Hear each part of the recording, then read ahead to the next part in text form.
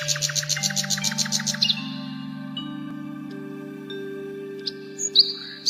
সাথে ব্যয়ের সামঞ্জস্য হয় না, তার কারণ আয়ের অধিক তারা ব্যয় করে ফেলে।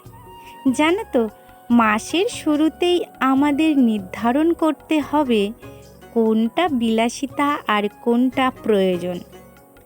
আয় ব্যয় নিয়ে কিছু কথা তোমাদের সাথে তো শেয়ার করব, তার আগে পরিচয়টা করিয়ে নিই। আমি অলকা, আর অলকা উপমা ব্লগ চ্যানেলে সবাইকে অনেক অনেক স্বাগত। আর এই দেখো, কথা বলতে বলতে আমি কিন্তু আমার ঘরটা লেপার কাজে লেগে গেছি। হ্যাঁ, তার আগে বাসি বাসনটা কিন্তু আমি মেজে নিয়েছি। এবার আমার ঘরটা যেহেতু মাটির, মাঝে মাঝে এটাকে গোবর দিতেই হয়, না হলে বুঝতে পারছো মাটির তো কেমন যেন হয়ে যায়। তো যেটা বলছিলাম, অনেক সময় আমরা প্রয়োজন আর বিলাসিতার পার্থক্য করতে পারি না। সেই জন্যই মাসের শেষে এসে আমরা হিমশিম খেয়ে যাই। জানো তো, আমার মনে হয় বিলাসিতা করব না তা নয়, কিন্তু সেটা সামর্থ্যের মধ্যে। আমি মেয়ে হয়েই বলছি, আমরা বেশিরভাগ নারীরা অন্যের ঘরের সরঞ্জাম দেখে নিজের ঘরে এখনই লাগবে এমন ধরনের আচরণ বা জেদ পূরণ করে ফেলি, আর তখনই হয়ে যায় আয়ের থেকে বেশি ব্যয়। কথা বলতে বলতে আমি কিন্তু আমার ঘর লেপার পরে দাঁত ব্রাশ করতে লেগে গেছি। আর জানো তো, সকালে কিছু খেয়েছি, যেটা আমার মাম্মামকে দিই সেটা তো দিয়েছি, আর আমিও মুড়ি খেয়ে নিয়েছি। দুপুরের জন্য চিন্তা করতে হবে, কারণ দুপুরের রান্নাটা তো দরকার, সেই জন্যই আমি আনাজ বানাতে বসে গেছি। তো যেটা বলছিলাম, জানো তো, আমার মনে হয় সেই মানুষই সুখী যার কোনো ঋণ নেই। আর ঋণহীন জীবন মানেই তো সামর্থ্যের মধ্যে দিয়ে চলা।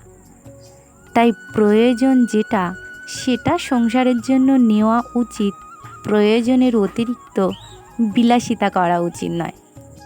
এই কথাটার পরিপ্রেক্ষিতে তোমাদের মনে হতে পারে, খুব গরমে যে ঘরে ফ্রিজ নেই, যেমন ধরো আমার ঘরে, ফ্রিজটা তো প্রয়োজন।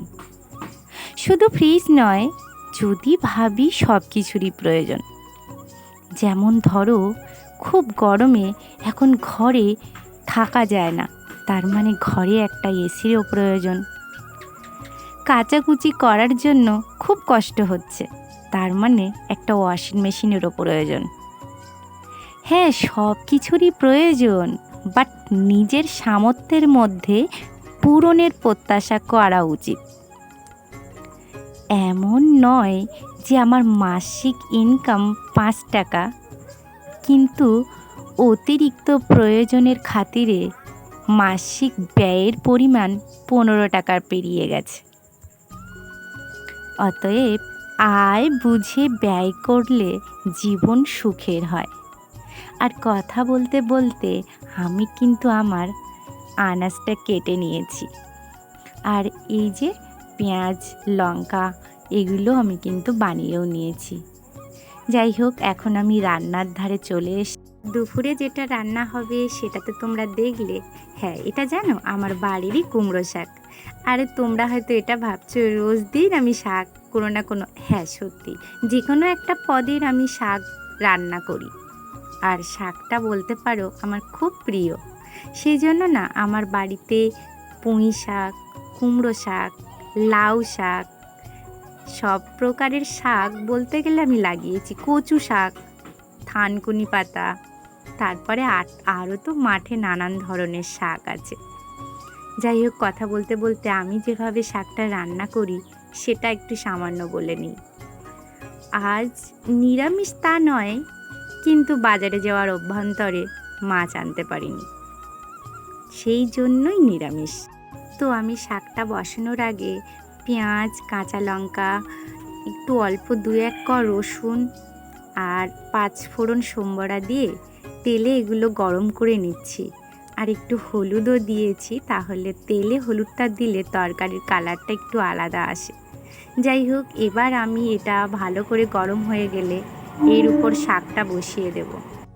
আর দেখো শাকটা কিন্তু আমি কড়াইয়ের মধ্যে দিয়েও দিয়েছি।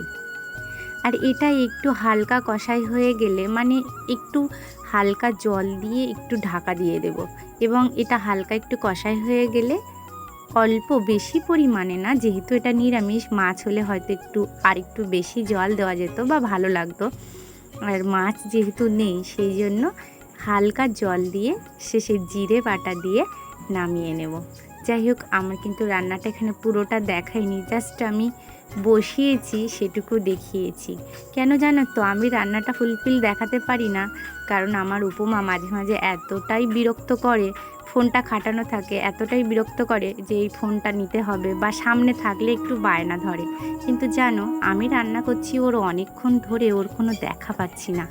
দেখো, আমি কলপাড়ে এসে দেখি বাসন মাজা সাবান, দেখো কি অবস্থা, পুরো বাটিটাই, পুরো পায়ে সাবানটা মেখে নিয়েছে। যাই হোক, এটা আমার পরিষ্কার করতে হবে। তা আর বেশি বড় করছি না, তোমরা সবাই ভালো থেকো, নেক্সট ব্লগে আবার দেখা হবে। চলো টাটা।